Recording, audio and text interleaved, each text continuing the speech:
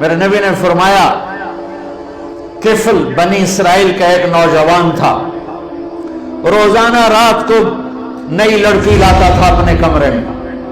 ایک رات ایک لڑکی کو 60 دینار میں لے کر آیا۔ 60 دینار لاکھوں روپیہ بنتا ہے آج کا۔ دروازہ بند کیا، اس کو مڑ کر دیکھا، وہ رو رہی تھی۔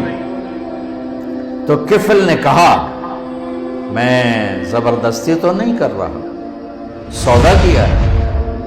اس نے روتے ہوئے کہا کفل عزت دار ہوں، پیشہ ور نہیں ہوں، غربت نے یہاں تک پہنچایا ہے کہ عزت بیچنے پہ مجبور ہو گئی۔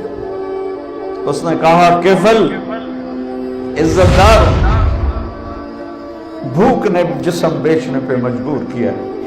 تو کفل رونے لگا، کہنے لگا میری بہن جس عزت سے آئی تھی اسی عزت کے ساتھ چلی جا، اور میرے لیے دعا کرتے، میں بہت غریبہ انسان،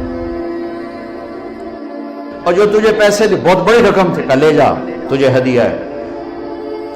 جب صبح ہوئی وہ گھر پہنچی، کفل مر گیا، اچانک مر گیا، اور یہ اتنا گندا انسان تھا کہ کل اس کی میت کو دیکھ کر کوئی اسے کندھا دینے نہ آتا، کوئی اس کا جنازہ پڑھنے نہ آتا۔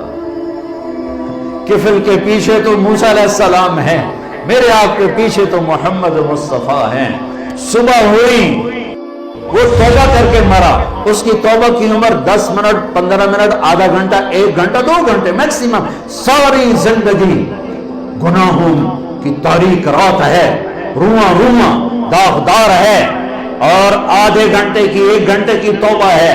صبح جب لوگوں نے دیکھا تو کفل کے مین گیٹ پہ لکھا ہوا تھا ان اللہ قد غفر للکفل، لوگو اللہ نے کفل کو معاف کر دیا ہے۔